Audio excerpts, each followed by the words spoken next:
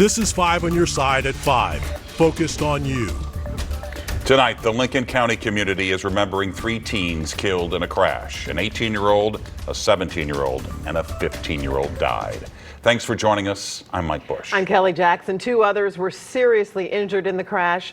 It happened early Sunday morning on South Chantilly Road between Troy and Winfield. The victims were students in the Lincoln County School District. Our Elise Schoenig visited a memorial at the crashed site today. Elise.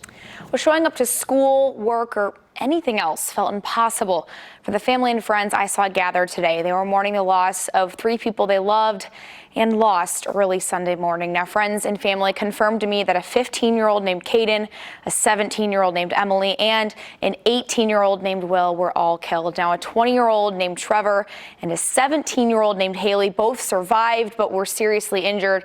The Highway Patrol says the car was going too fast for conditions Sunday morning. The car went airborne, landed, and started to skid, eventually going off the road and hitting a tree. Now, today I went out to the site of the crash where friends and loved ones set up a memorial filled with pictures, balloons, and flowers. One friend and former classmate tells me he's trying to process never being able to pick up the phone and call his friend Will ever again. Maybe if one day I see him in my dreams, then I'll get to talk to him, but until then, it's until next time. I was able to talk to a relative of one of the boys who died. At 6, you'll hear her talk about her beloved nephew and how she's already planning on supporting the rest of her family. All right, Elise, such a tragedy. Thank you. Well, parents in the Rockwood School District are upset and want change after another racist incident. Mercedes McKay joins us in studio to explain what happened and the larger issue at hand. Mercedes. Kelly and Mike, the principal of Eureka High School wrote an email to families saying the school discovered a video of racist messages on school property. I spoke with one parent who's also a former Rockwood School District student. She says change needs to happen now. It just doesn't sound like the Rockwood that many of us knew and was familiar with. When mom of 2 and former student Letitia Smith heard what happened at Eureka High School Thursday, her initial thought was sadness. A lot of times I don't understand, even as an adult, where some of this hate is coming from. School leaders say a video was posted in a private group on social media of 2 restroom stall doors marked white toilet and color toilet. Eureka High School's principal said they investigated immediately and confirmed the stickers were no longer there. The video was taken down and the student who posted it has been identified and punished. Smith says it's affecting her kids' education. To hear them say things like they can't wait to graduate, they want to leave the district, it really saddens me. Parents say the issue isn't new. 5 on Your Side has covered multiple stories in recent years with families and parents who say racism is a problem in the Rockwood School District. I've experienced things that I would have never imagined. From just the everyday, oh, you don't have a dad because you're black jokes, to being called the N-word multiple times. Rockwood has a new superintendent this year, Curtis Kane. He sent an email to district staff and families on Friday calling the incident disturbing. And that, quote, actions and speech that degrade an individual's human dignity have no place in our schools and fly in the face of the work we do every day to promote a culture of understanding, respect, and kindness. While Smith says it's disheartening, she's still holding on to hope. At the end of the day, everything that's happening is hurting children. Then there has to be a way that we can come together.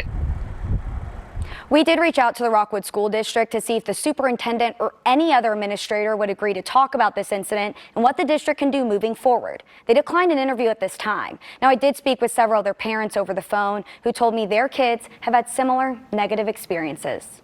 All right, thank you, Mercedes. Well, just hours ago, Governor Parson said Missouri will execute Leonard Taylor. That is after the state Supreme Court rejected a stay of execution request. Leonard Taylor was convicted of killing his girlfriend, Angela Rowe, and her 3 young children in Jennings in 2004. He says he's innocent. He will be executed tomorrow night. Now to a live look over St. Charles tonight. It's been a warm day, but it has been windy. Joining us with the Weather First forecast is Chief Meteorologist Scott Connell. Scott. It's not unusual for us to get above 60 in the month of February. And of course, we had a couple of cold days last week, but the last 2 have just been outstanding. Yesterday in the lower 60s with more sunshine than what we saw late this afternoon. Those clouds really thickening here in the last few hours.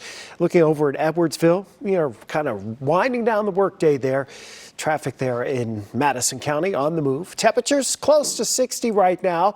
Obviously, that's well above average for this time of year. And the warm weather goes all the way back to Kansas City, where they hit 70 today.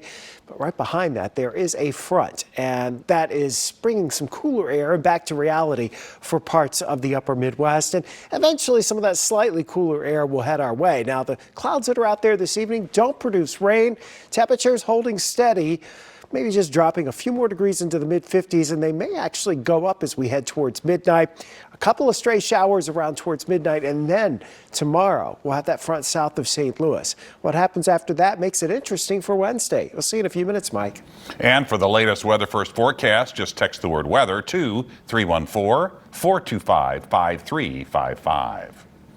Well, loved ones are still grappling tonight with the loss of Bob Kramer. The St. Louis puppeteer died in a fire at his home 2 weeks ago. His partner, Doug Felch, was there the night of the fire and in the hospital for almost a week. Today, he spoke with Justina Coronel. She joins us live from Bob Kramer's Marionettes in the Central West End. Yeah, Kelly, so beyond a home, Bob Kramer's Marionettes, it was a St. Louis staple and hosted hundreds of shows. Now, earlier today, we spoke with Doug Felch, and he says he wants to honor his partner, and that's why we spent the day at the Missouri Botanical Garden. Now, Doug tells me beyond his passion for puppets, Bob loved plants, specifically violets and orchids. And right now, the orchid show is going on, and that's why Doug wanted to go and remember his life and business partner. Now, Doug said he was in the hospital for 5 days and doesn't remember much except for waking up and already being inundated with support. He said Bob was born and raised in St. Louis, and they met back in the 60s while working on a show together. Since then, they've been performing for more than 5 decades. And over the years, they created more than 800 marionettes. Those are the gifts that you can't put a price on. The wind beneath my wings, it's there, it's just constant. I don't have to think, oh, I'm alone. I'm not. In thought, or even when I'm alone, I'm not alone. Now, Doug says he hopes to continue the legacy by potentially creating a puppetry center. Now, currently, Doug hopes to create a memorial for Bob. Now, as far as the fire, we did reach out to the St. Louis Fire Department, and they said the fire is still unresolved.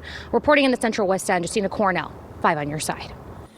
A furniture warehouse in Chicago is in ruins tonight after a huge fire. It happened at a family-owned company called Morgan Lee. Company leaders say all of the employees are safe. Tonight, the cause of this fire is still under investigation. 2 Missouri kids who were kidnapped about a year ago are reunited with family tonight. The kids were kidnapped from the Kansas City area.